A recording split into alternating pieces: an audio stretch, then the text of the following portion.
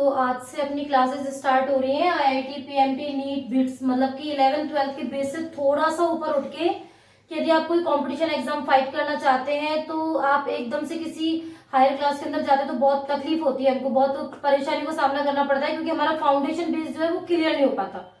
ठीक है, तो ये क्लासेस बेसिक, मैं ये नहीं कह रही कि आपको आईआईटी, पीएमटी, नीट का एग्जाम यहाँ से क्रैक हो जाएगा, वो तो किसी क्लासेस में जाने के बाद भी क्रैक नहीं होगा यदि आपके अंदर क्षमताएं नहीं होंगी तो।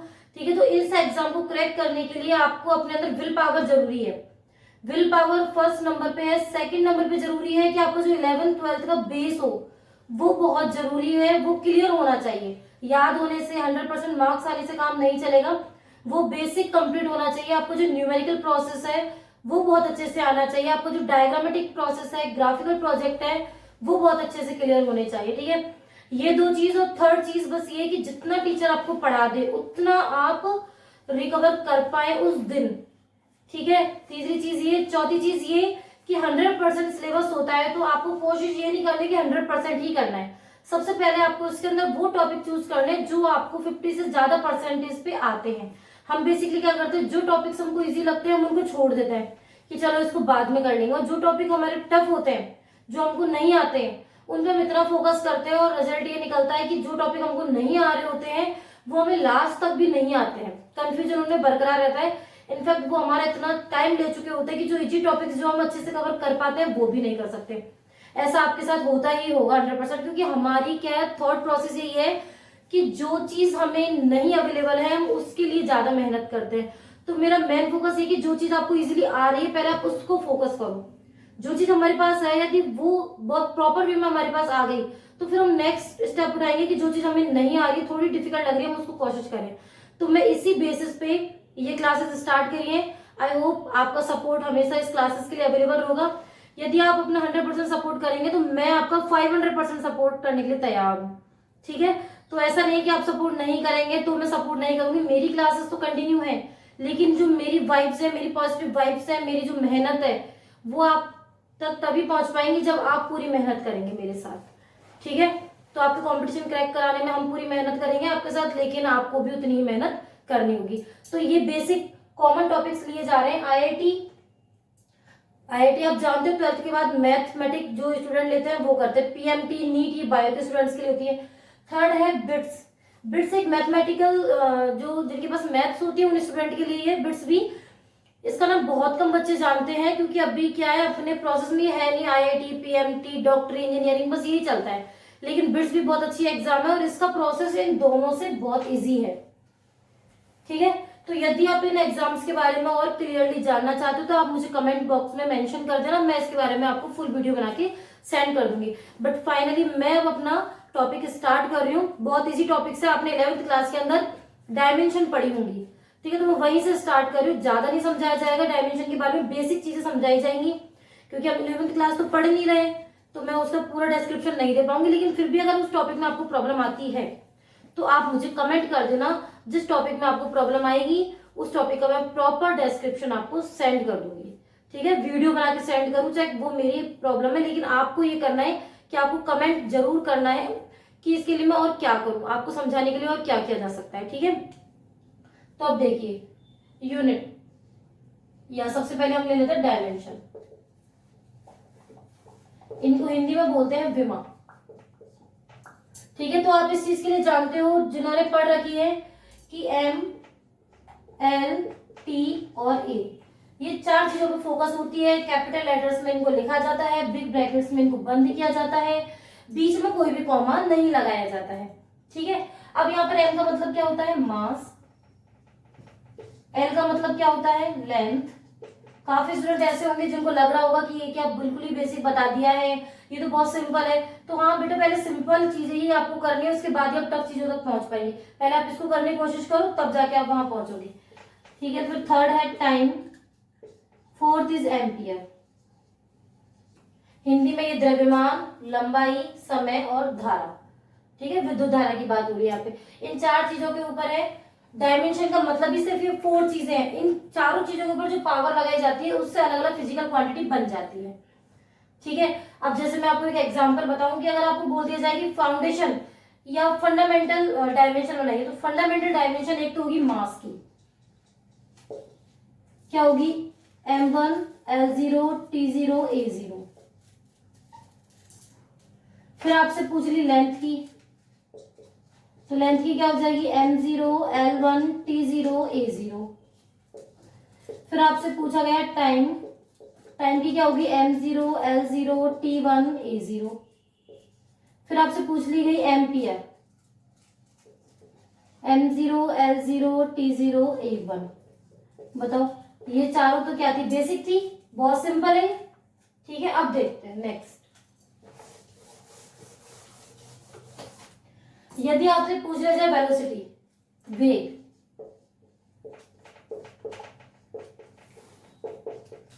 कैसे बनाओगे, तो इसको बनाने के लिए हमको जरूरी है ये जानना कि वेलोसिटी होता क्या है।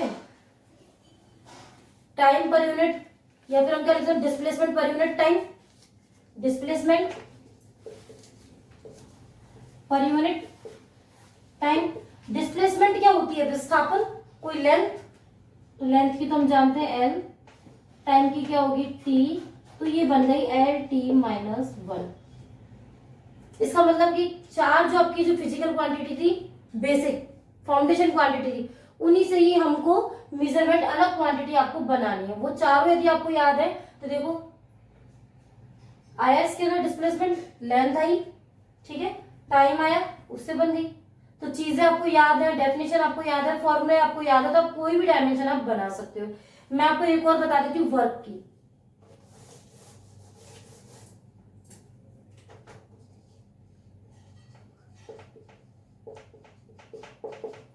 वर्क क्या होता है, फोर्स इंटू डिस्प्लेसमेंट, बल इंटू विस्थापन। बल की क्या होगी, अब हमको बल की तो हमें डायरेक्ट आती नहीं, फोर्स की तो हमें डायरेक्ट आती नहीं, तो फोर्स का फॉर्मूला होता है मास इंटू एक्सेलरेशन, द्रव्यमान इंटू त्वरण, और ये एस। मास का होता है एम, एक्सेलरेशन का होता है एल टी माइनस 2, डिस्टेंस का होता है एल, तो ये हो गया M L two T minus 2। अब देख लेते हैं इन पे क्वेश्चन किस किस टाइप के बन सकते हैं। तो पहला टाइप पहला क्या हो सकता है कि यदि आपको कोई डायमेंशन दे दी ऊपर, ठीक है, और वो चार फिजिकल क्वांटिटी दे दी कि ये किसकी डायमेंशन है। जैसे कि मैं आपको क्वेश्चन बता देती हूँ कि आपको ये दे दिया जाए m1 l2 t माइनस 2, ये फिजिकल क्वांटिटी है या फिर ये कोई डायमेंशन है, ये किससे मैच करेगी, वर्क, फोर्स,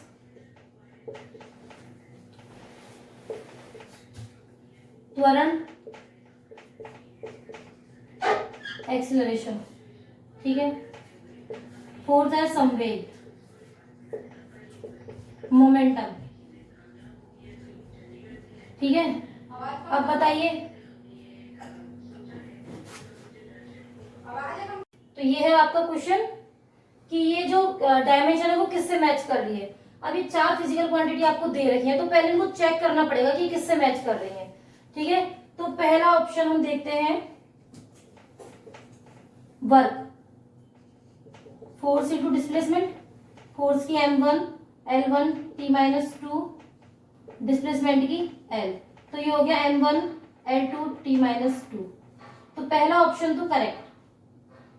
ठीक है, यदि मैं दूसरे ऑप्शन की बात करूं, force, force is equal to mass into acceleration, mass की m, एक्सेलरेशन का L T minus 2, M L T minus 2, which is wrong. ठीक है, अब थर्ड की अगर हम बात करी जाए, त्वरण क्या होती है इसकी, एल टी माइनस 2 एक्सेलरेशन की, ये भी रॉन्ग हो गया। फोर्थ है संवेग, मोमेंटम p, क्या होता है मास इंटू वेलोसिटी, मास का m, वेलोसिटी का हुआ L T minus 1, M L T minus 1, ये भी रॉन्ग। तो बताइए कौन सा ऑप्शन है फर्स्ट। 4 मार्क्स मिलते हैं इस क्वेश्चन के। क्या इसको आप नहीं कर सकते हो, कर सकते हो, लेकिन इसको नहीं करते हो क्योंकि हम इस पे चीज पे ध्यान ही नहीं देते। वहां जाके हम एग्जाम में जाके कंफ्यूज हो जाते हैं, भाई अब करें क्या, क्योंकि ये तो हमको आता है लेकिन हम तो फॉर्मूला भूल गए, हम डायमेंशन भूल गए। इतना इजी क्वेश्चन था, यदि मैं इसको ध्यान से पढ़ता या पढ़ती तो मैं इसको कर लेता या कर लेती, लेकिन नहीं, हम उसको ध्यान से पढ़ते ही नहीं है। 4 मार्क्स बुरे नहीं होते इस क्वेश्चन के, लेकिन हम इसको नहीं करते क्योंकि बहुत ज्यादा इजी टॉपिक है और इजी है इसलिए हम एग्जाम टाइम पे पढ़ेंगे और एग्जाम टाइम पे हम पढ़ना भूल जाते हैं। ठीक है, तो इस टॉपिक को आपको ध्यान रखना है कि यदि आपको डायमेंशन दे दी जाए तो फिजिकल क्वांटिटी आपको पहचाननी आनी चाहिए।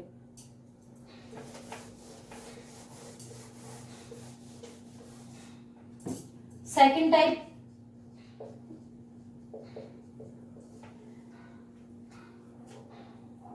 वेलोसिटी। पता करो कि कौन सा फॉर्मूला इस पे वैलिड हो रहा है।